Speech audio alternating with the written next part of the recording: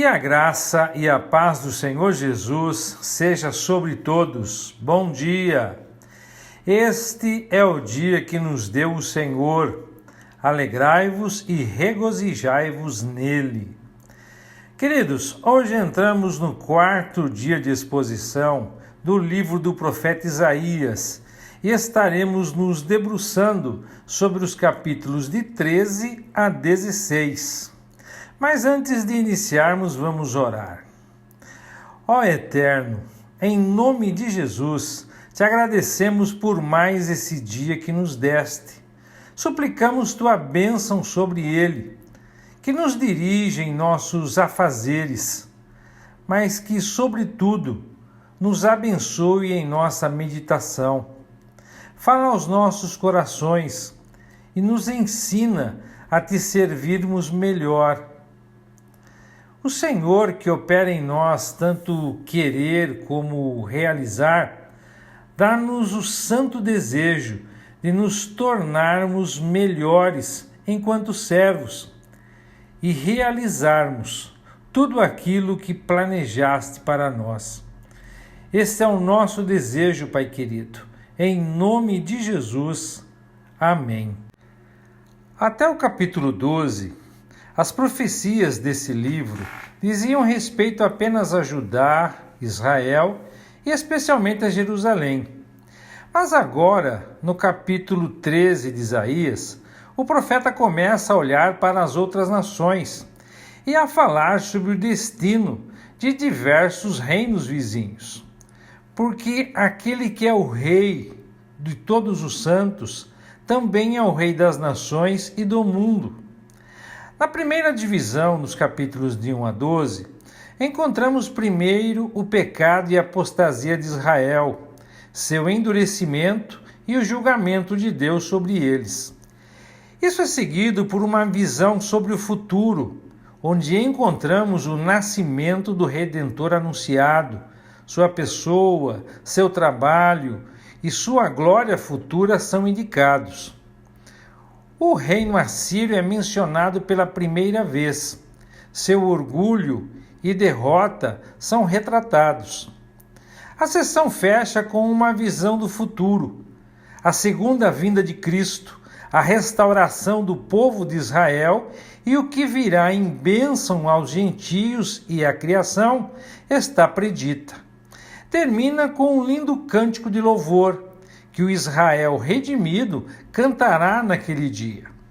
O capítulo 13 contém uma profecia contra a Babilônia, um poderoso império conhecido por sua crueldade e arrogância. O capítulo prediz a queda e destruição da Babilônia, descrevendo-a como um julgamento de Deus. As imagens usadas são vívidas e retratam a devastação que sobrevirá à Babilônia, transformando-a num deserto desolado. Esse capítulo enfatiza a soberania de Deus sobre as nações e sua capacidade de realizar justiça, mesmo contra as nações mais poderosas. Isso serve como um lembrete de que os reinos terrenos não estão além do julgamento de Deus e que seus propósitos acabarão por prevalecer. Os próximos 11 capítulos contêm profecias contra as nações gentias. A primeira é a Babilônia, a potência mundial que esmagou a Síria em aproximadamente 609 a.C. Aqui no capítulo 13, vemos a Babilônia sendo conquistada pelos medos e persas, o que aconteceu em 539 a.C. Contudo, algumas das profecias vão muito além desse evento, para a destruição final da Babilônia, no final da grande tribulação, conforme Apocalipse 17 e 18. Logo no começo do capítulo 13, Deus reúne o exército medo-persa, chamado por ele de meus santificados, para entrar pelos portões dos nobres, a cidade da Babilônia, e destruir toda a terra. Os horrores do desastre são descritos a seguir: medo e tristeza, terríveis perturbações celestiais e uma impressionante redução na população. Alguns desses versículos vão além do triunfo medo-persa, para o chamado Dia do Senhor, que afetará o mundo inteiro e que, na verdade, envolverá inclusive uma mudança brusca e radical, até mesmo nos céus. Haverá também uma saída em massa da Babilônia, estrangeiros regressando às suas próprias terras. Aqueles que permanecerem sofrerão uma crueldade indescritível. Os versos de 19 a 22 aqui do capítulo 13 tiveram apenas um cumprimento parcial, mas seu cumprimento completo será ainda no futuro. A Babilônia está programada para desempenhar um papel proeminente no período da tribulação, mas a sua condenação já está descrita em detalhes no Apocalipse capítulo 17 e 18. No capítulo 14 de Isaías, ele vai enfocar a queda do rei da Babilônia. O capítulo retrata um governante poderoso que oprimiu nações, mas agora está humilhado por sua própria queda.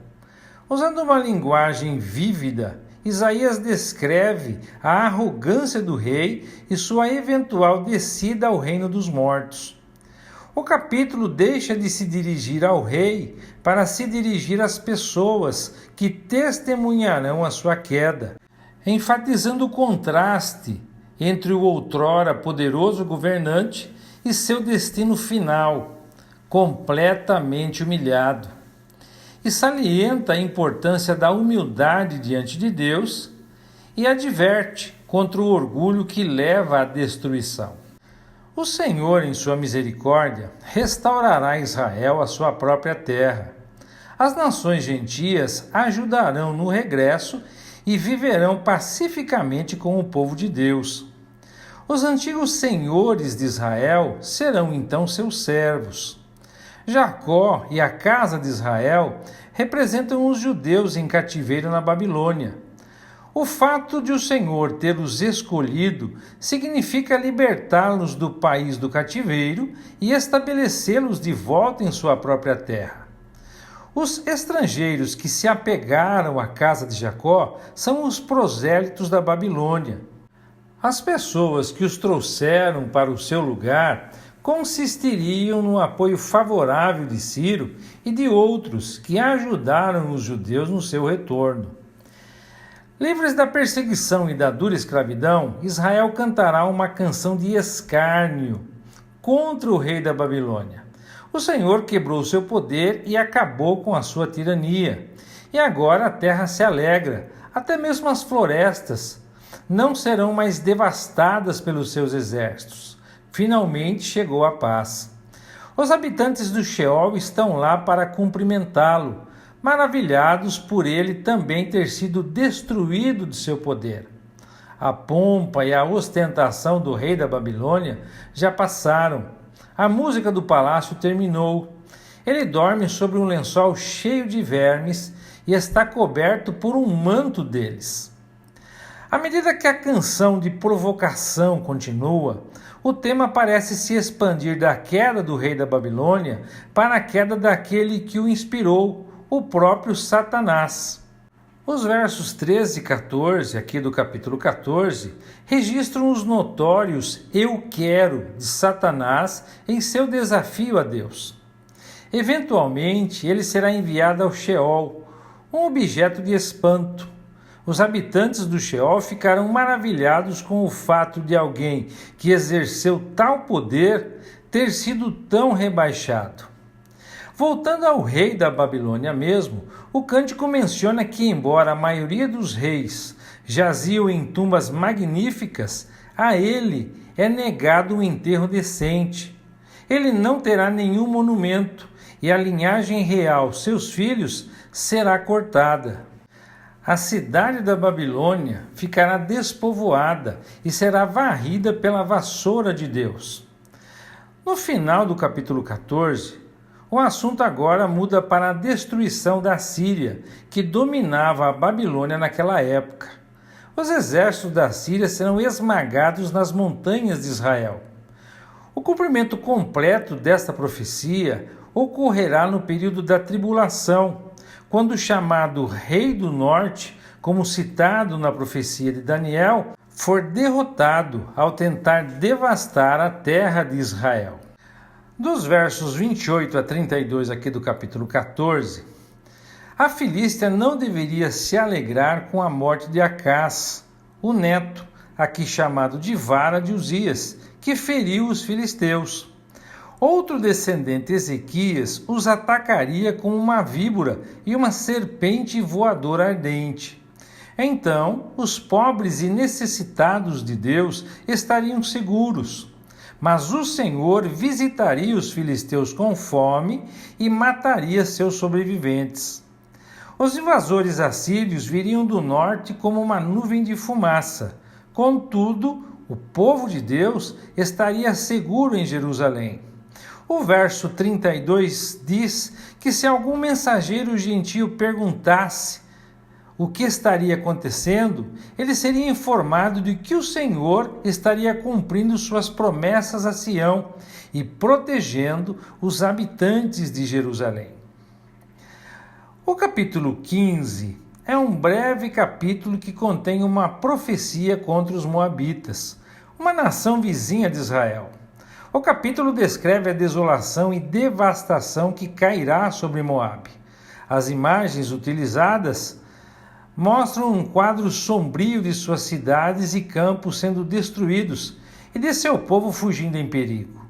Esse capítulo ilustra o julgamento de Deus sobre as nações que se opuseram a ele ou maltrataram o seu povo, servindo como um lembrete das consequências da injustiça e da importância de se alinhar com os caminhos de Deus. Logo no começo, Isaías canta uma canção fúnebre eloquente sobre a destruição de Moabe. Suas duas cidades fortemente fortificadas, Ar e Kir, são subitamente destruídas. As cidades e aldeias estão mergulhadas no luto. Até mesmo Isaías sente compaixão pelos refugiados enquanto eles fogem do país. A paisagem é devastada e as pessoas atravessam a fronteira com tudo que podem salvar. O clamor se estende até as fronteiras de Moabe. O nome da cidade de Dibon, que significa definhando no verso 2, torna-se Dimon no verso 9. Talvez um jogo de palavras, já que Dimon se assemelha à palavra hebraica Dan, que significa sangue. Portanto, as águas de Dimon estarão cheias de sangue. E mesmo aqueles que escaparem serão perseguidos como que se fosse por um leão.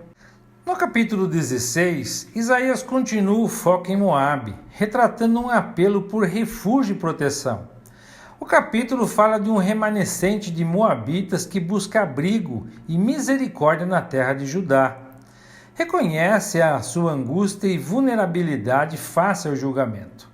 O capítulo transmite a importância da compaixão, mesmo em meio ao julgamento, e destaca o potencial de refúgio em Deus. Serve como um lembrete de que a misericórdia de Deus se estende àqueles que se voltam para Ele, mesmo em momentos de dificuldade.